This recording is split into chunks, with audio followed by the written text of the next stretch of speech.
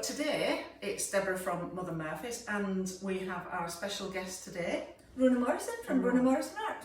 Okay, and the author of I Don't Talk to Dead Bodies, The Curious Encounters of a Forensic Psychiatrist. Yeah. So we're going to talk about that as we're kind of working away. But I was talking to Rhona a couple of weeks back over cakes, and There's a theme. a theme, yeah. And I was saying that I wanted to interview people while we were making cakes, and Rhona decided to pick ginger nuts. Wait for this, not just ginger nuts. Rhona wanted to make ginger nuts because... Well, we were having a discussion because I don't drink tea or coffee or alcohol really. I drink juice, fizzy juice and diluting juice, and I said, that's what I do. And Debra said, oh, I like Ribena. And I said, oh, I grew up on Ribena, but it was hot Ribena, and I used to dunk ginger snaps in it. And she sort of went, ugh. And I don't know anyone else that did that, but I would recommend it.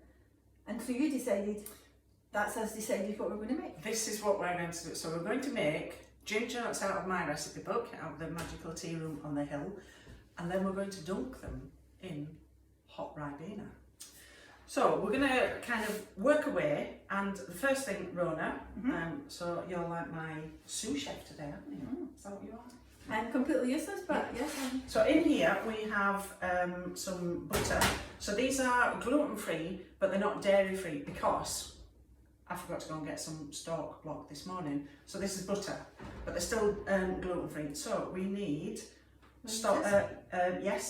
So we need, this is golden syrup, and that's going to go into there, and we're just going to gently warm that up until it all... It could be a while, talk amongst yourself. It's quite sticky. It is. But she's done all the measuring, which is very good. Was that enough to come out? It is. Yeah, that's enough. Yeah, and I always measure things out because I just think it's so much easier. I thought it was because she didn't trust me. We'll just turn this on, and we're just gonna. Well, you see, you think I knew how to put my own on, wouldn't you? I was ever hopeful because I don't know. And it just needs to melt, just gently on there until that mixes together. And then these are the easiest thing ever to make. So we have some gluten-free flour. Let's just make sure that you're still in the video. We have some gluten-free flour in there, self-raising flour, and in there, from the ones I made earlier, the first one that we're going to put in is some magic xanthan gum. All right. Okay. So xanthan gum kind of just brings all gluten-free stuff together. It is like magic, yeah. But you've just got to make sure that you don't put too much in, or it becomes like gum and it makes things have that horrible texture. And just a tip is just to make sure that they're all stirred in. So that was just a prompt for you. Yeah. And then the next one that we have is some. Oh, that's the xanthan gum. The first one that you put in was flour. Was salt. I'll let you stir. Yep. So when I put in these xanthan gum in, but we did have some salt as well. Yep. So a bit stuck down. That's okay. There we go. Okay. I'm just mixing it as instructed by my chef here. Yeah. And the next one, because the ginger nuts. Because the ginger nuts, we're going to put some ground ginger in. Surprise! Who knew? Who knew that you put ginger in? Yeah. So tell us, Rhona, what made you write the book? Well, I was for those that don't know me, I was a consultant in the NHS. I was a forensic psychiatrist, which means I looked after mentally disordered offenders or mentally ill criminals. And I decided when I retired at 55 that I would capture some of my antics. There's a lot of bizarre, scary, funny things happened with murderers and rapists, and got a stalker and all that sort of stuff. So I thought I would write it all down. Bicarbonate of soda going in. I decided to write it all down, partly as a legacy for the kids, and then I decided actually maybe I could do some good, because the underlying message is about destigmatisation of mental illness. It's about saying there's a human being behind these horrific headlines. There's only, mental illness very occasionally makes good people do bad things. Caster sugar that's going in now. So it's just a tiny portion of people who are ill do bad things, but my job was to find them and treat them and rehabilitate them. So I thought I could spread the message and maybe challenge people's mindsets and make them think, rather than jumping to judge people, maybe see them as a human being who didn't ask to get ill and stuff. So, but I'm a bit of an extrovert, so it's been good fun. We do lots of talks and things, but I decided to write it in the book, and then the talks are to promote the book and try and get the message out there. So, Can I just have a look at this and see how we're doing? Just give it a stir. Still a wee bit to go yet. Okay. So the title of the book, and I'll just hold it up again, is I Don't Talk to Dead Bodies. How did the title come about? Well, I used to have to, as part of my job, I have to lecture to junior doctors and whatnot and tell them what a forensic psychiatrist is. Do you want to do the eggs? I'll do it in here, is that alright? Because I'm frightened I get shell in it. Yes. And I'm sure you are as well. So what is a forensic? It's a psychiatrist, so look after mentally ill people. The forensic bit is to do with courts and crime.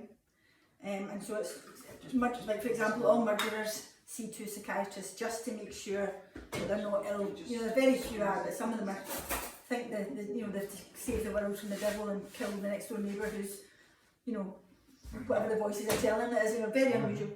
I was trying to find folk like that. But when you say forensic, people think CSI. Switch this way a bit, Ron, and then we're still getting the camera. People think CSI, these to go in. Give them a wee whisk. People think CSI, sight scenes of crime and stuff, but it's, you know, if you're a psychiatrist, it's a bit late talking to a dead body at a crime scene. So I used to say, I don't talk to dead bodies, I actually talk to mentally disordered offenders. So that's where the title came from. So I used to say it, but I thought it was a kind of a bit of a silly thing that might catch people's attention as well. And you, what's all that about? And you want people to lift it when you're writing a book. You want people to lift it because of the title or the cover and find out more about it. So is that question? That's fine. So that can just be. Oh, I can hear that bubbling away. Let's have a little look. Are you happy doing the job that you've done, or would you rather had done a different field in life, or do you think it's... Oh no, I love my job. I got to meet really interesting people. I'll let you squeeze back in there and go back into the camera and talk. I got to meet. Am I studying this when I'm talking? You can do, yeah. I got to meet really interesting people. I mean, people see newspaper headlines, you know, psycho baby killer and all sorts of things. I got to meet the actual people, and so, you know, sometimes they had done bad things and that was it, but sometimes they were ill, you know, and so being able to get them into a hospital system. They don't get off with the crime, but but they get to the right place for treatment, you know. But I met really interesting people. I worked in lots of different prisons, Berlin Special Unit and Cornton Vale and all this sort of female, male, young offenders, all that. So it was good. And in the community, in people's houses, and seeing them do well and, you know, actually get on with their life despite their illness, and it's a real privilege really to be part of their journey. Did anybody ever frighten you? Not frighten me, but someone dropped their trousers and masturbated in my office, which was interesting to say the least. And someone brought a machete down the sleeve of the rack to my clinic. I remember you said it was up my sleeve, wasn't it? Yeah, and then I had a stalker. It wasn't frightening, but it was unsettling because they followed me and interrupted a lecture at my kids' school and with walkie-talkies hidden under a grand piano and stuff. So it wasn't pleasant. But No, that was the only thing that I really didn't like. I mean, I went to the police and charged them right away, you know, because that was not nice. So you never ever felt unsafe in your own home then? I didn't feel unsafe in my own home, no. I think the majority of people I saw, whether they were ill or not, usually when someone takes time to spend an hour and a half with you and take your history and be interested in you, it's a bit of a luxury. People don't tend to do that. So if you do that for people, they think this person's kind of interested in me and actually usually want it, regardless of how violent they've been. Most people actually are quite pleasant, and if you try and help, if you're trying to help them, they want to engage with you. Yeah, and it wasn't about just giving someone an injection or medicine, it was about their whole quality of life. So you were looking for have they got the right kind of housing, have they got benefits, have they off the drugs, can we help them with detox, or have they got social networks to support them and all that. So you were they became part of their family. Did it happen to be the how would I put it, the background do you think a lot of them were poor people, or the different social? Or? A lot of the people I saw in prison, just as a prison psychiatrist, many sadly had come from quite deprived backgrounds and didn't, you know, had been subject to abuse and all sorts of things. It didn't excuse their behaviour, but, No, of course not. the people I saw who were mentally ill, I mean, that happens to anybody. The serious illnesses that I was dealing with are inherited disorders often, so it's something that runs in families. They didn't do anything to ask them, they just got ill, and I was just trying to find them and treat them. So, but when I worked in the prisons, I was just a prison. I was looking after everybody in the prison, so it wasn't about finding ill offenders. It was just about treating people. There were a couple of ways when I read the book, and it was you know, you maybe got pulled into maybe a police station or somewhere, and I remember you were talking about how you got left with with somebody, and that unnerved you a little bit. Yes, because I know the one you're meaning.